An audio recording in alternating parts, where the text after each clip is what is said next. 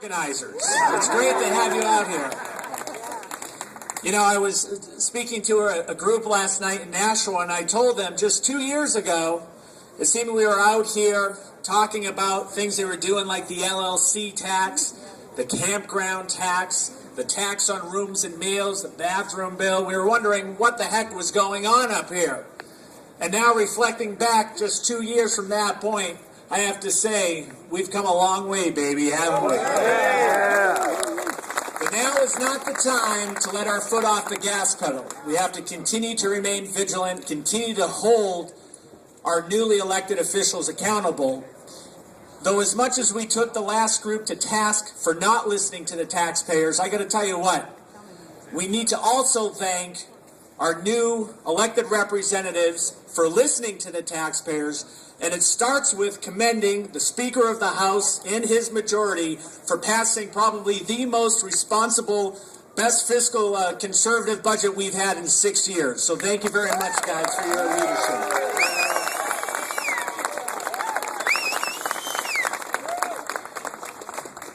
And now it gives me great pleasure to introduce for you someone who I consider a good friend.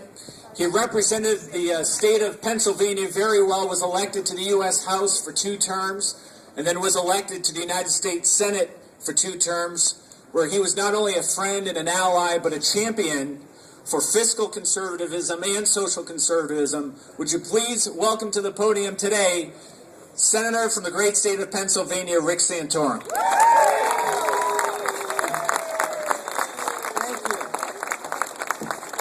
No better place to be than to talk about the overburden of taxation than the place that stands up and fights for limited government more than any other state, and that's the great state of New Hampshire. So it's great to be here. I too want to recognize and thank the leadership of Speaker O'Brien and the legislature, the House, and the Senate. For their really heroic stands in spite of the slings and arrows that get thrown their way for making the tough call and doing the fiscally responsible thing. They have shown here in this state capitol what conservative governance will mean. You can look at Washington, D.C., and you can see the huge divide there. You know, as I traveled around this crowd and met a lot of folks, I was struck, and I'm not surprised at all, but I was struck at the number of veterans and people who are serving our country that are here today who have paid that great sacrifice for our freedom. And I just want to say to our veterans and to those who still continue to serve, thank you, and this day is for you to stand up for the freedoms that you fight for.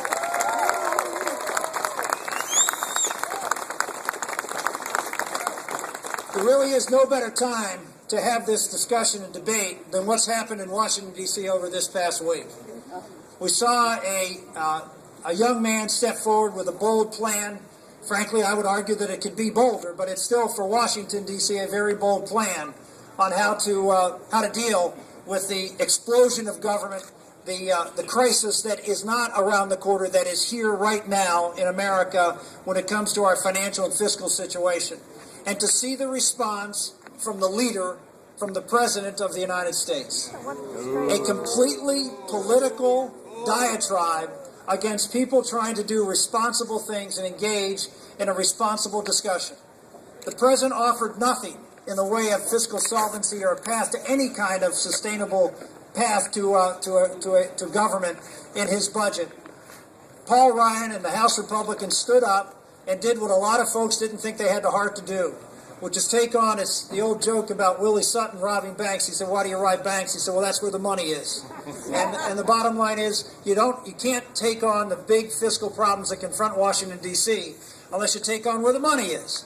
And where the money is in the entitlement programs. And to the credit of the House Republicans, they stood up and they made bold proposals to begin to bend that cost curve down and bring us back to a path of sanity. Not even enough, but again, a start in the right direction. And the President of the United States got up the other day and in front of Paul Ryan and others and gave a partisan attack, a broadside, as Paul Ryan said, against those who are trying to engage in constructive debate. Ladies and gentlemen, that is not leadership. No. That is not what the American public voted for or deserved. What they voted for, if I always say, back in 2008, the American public was convinced, they were convinced that what we needed was a president that they could believe in. They were convinced that that's what America needed, a president that they could believe in. And now after 2 years of watching what President Obama has done to this country, America has now realized what they need is a president who believes in them.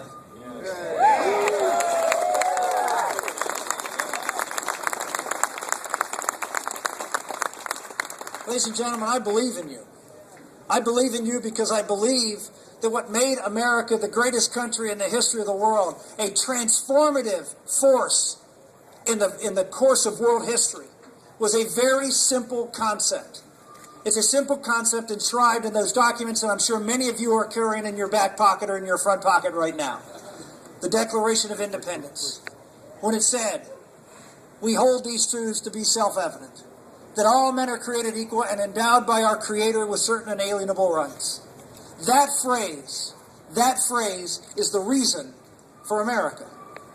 The Constitution lays out the how we implement that, but the why of America, at the soul and heart of American exceptionalism, is this concept that each and every one of us is endowed by God with rights, and that the role of the government is limited to this one thing: to protect those rights.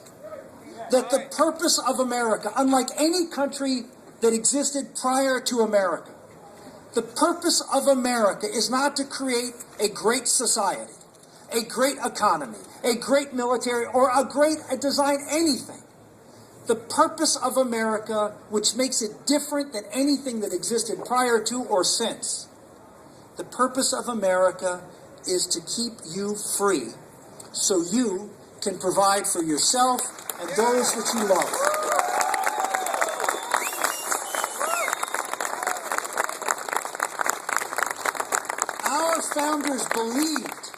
Our founders believed that if we changed the dynamic from where our founders came, that the rights came to the king and the king spread the wealth around, that if we changed that dynamic, that people who used to serve the sovereign now have the sovereign, if you will, the government serve the people in protecting their rights, that the world could be transformed.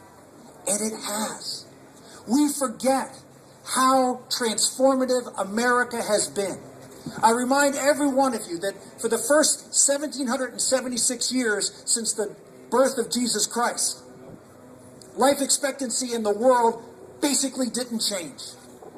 Standard of living basically didn't advance that much until a group of people were inspired to the belief that if we allowed people to be free and we allowed them to rise to the highest heights and we allowed them to fail and learn from that failure so they could rise again, that the world would change and those who succeeded would transform the world.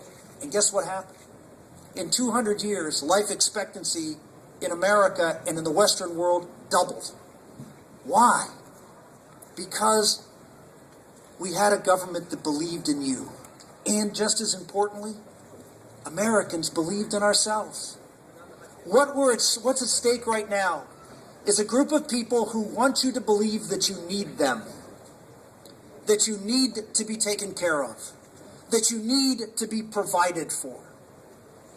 We have a crisis of confidence in whether we agree with our founders that the key to America is not big government programs and not entitlements, particularly entitlements like Obamacare, that are not aimed at those who are disabled, not aimed at those who are elderly, not aimed at those who are in need, but aimed at controlling the lives of every able-bodied working person in America. That is the fundamental choice that Barack Obama laid out, and frankly, that is the fundamental choice of this election. Are we a country that, again, is going to believe in ourselves, in free people, and in limited government so we can transform the world and leave our country better than what we found it?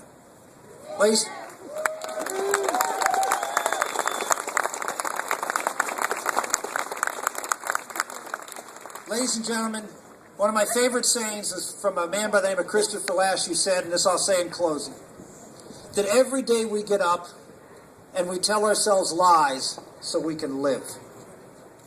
The lie that we have been telling ourselves for far too long in America is that if we just get up, do our job, provide for our family, get our kids off to school, and do what we have to do in our own personal life, that America will continue to be free and safe and prosperous.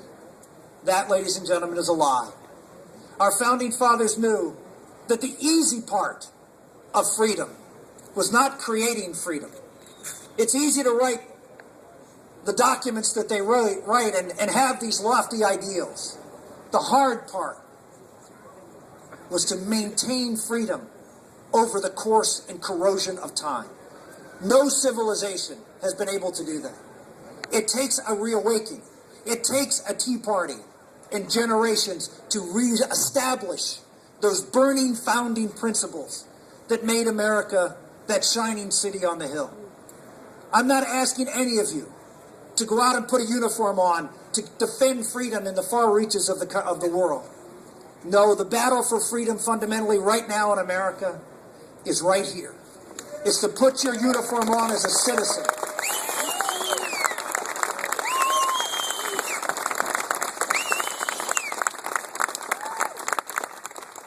Ladies and gentlemen, it is our watch. It is our watch. Every generation of Americans, when met with the challenge of their time, rose to the occasion. Why is the greatest generation the greatest generation? Is it great because they were a better character than you? That they were more principled than you? That they believed and loved America more than you? No. They identified the threat to the security of our country and the future for their children and grandchildren, and they rose to the occasion. Ladies and gentlemen, it is our time. It is our watch. It is time for us to rise. God bless you.